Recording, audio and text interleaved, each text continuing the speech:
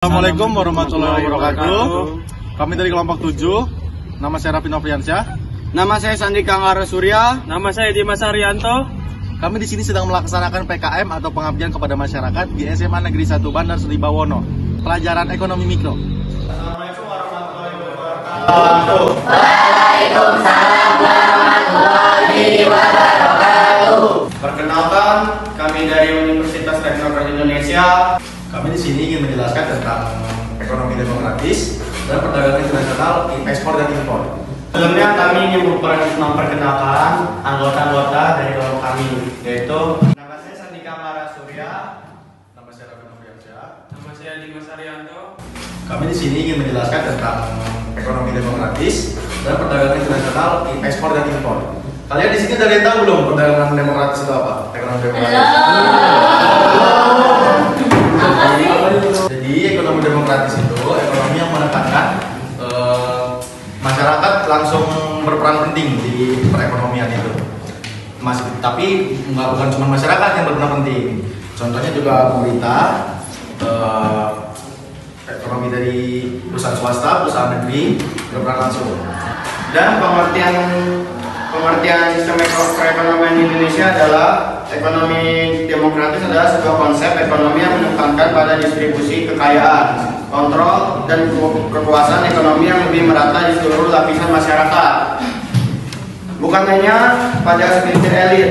Dalam sistem ekonomi demokratis, keputusan ekonomi seperti produksi, distribusi, dan konsumsi barang serta layanan diambil dengan cara yang melibatkan partisipasi dengan langsung masyarakat. Ini bisa mencakup berbagai bentuk pengelolaan ekonomi yang lebih kolektif, seperti koperasi, perusahaan yang dimiliki bersama, atau kebijakan pemerintah yang pro-rakyat dan lebih inklusif. Selain itu ada juga tujuan dari ekonomi demokratis ini.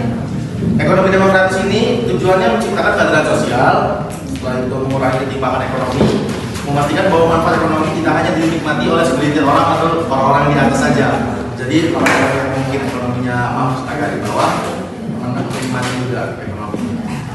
Setelah itu ada materi tentang perdagangan internasional dalam konteks ekonomi mikro, merujuk pada pertukaran barang dan jasa antara satu negara dan negara yang lainnya. Faktor-faktor seperti perbedaan biaya produksi, teknologi dan preferensi konsumen. Dalam ekonomi mikro, perdagangan internasional menganalisis dampaknya terhadap individu, perusahaan, dan pasar dalam suatu negara. Ada juga konsep yang sering dibahas dalam perdagangan internasional dalam perspektif ekonomi mikro. Selanjutnya, yang pertama ada keunggulan kooperatif. Teori ini yang pertama kali dikemukakan oleh David Ricardo menjelaskan bahwa meskipun suatu negara mungkin lebih efisien dalam memproduksi semua barang dibandingkan negara lain, perdagangan dengan negara lain jika masing-masing negara mengkhususkan diri dalam memproduksi barang yang dimiliki keunggulan kooperatif. Selanjutnya ada biaya peluang. Dalam perdagangan internasional, biaya peluang adalah ukuran dari apa yang harus dikorbankan untuk memproduksi suatu barang dibandingkan dengan barang lain. Negara akan memfokuskan sumber daya pada produksi barang yang memiliki biaya peluang terendah, sehingga dapat diperdagangkan dengan negara lain untuk memperoleh barang yang diproduksi lebih efisien oleh negara tersebut. Selanjutnya, keseimbangan pasar.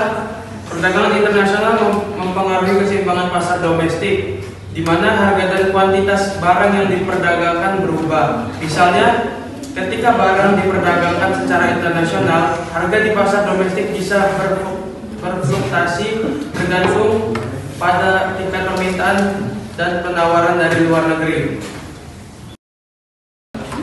Apa saja kebijakan ekspor dan impor di Indonesia? Oke, kita akan menjawab pertanyaan yang pertama. Apa saja kebijakan ekspor dan impor di Indonesia? Yaitu contoh kebijakan ekspor dan impor adalah politik dumping. Itu politik dumping merupakan barang atau jasa di luar negeri dan memasang harga yang lebih rendah dibandingkan harga di dalam negeri. Dan kebijakan perdagangan bebas atau tarif. Oke, itu saja jawabannya. Yang dimaksud per kapita itu apa ya, Pak? Ya, jadi saya di sini ingin menjawab tentang pertanyaan. Namanya siapa? Zara. Dari Zara, apa itu pendapatan per kapita? Jadi pendapatan per kapita itu pendapatan rata-rata dari suatu negara. Dalam mungkin biasanya pendapatan per kapita itu dihitungnya dalam per tahun. Jadi kaitannya pendapatan per kapita dalam ekspor dan impor, itu, jika kita melaksanakan kegiatan ekspor, kalau ini apa tuh? Ekspor kalau namanya. Jadi pendapatan per kapita itu bisa naik PDB. Sekian presentasi materi tentang perdagangan internasional dan ekonomi demokratis dari kelompok kami. Kami akhiri. Wassalamualaikum warahmatullahi wabarakatuh.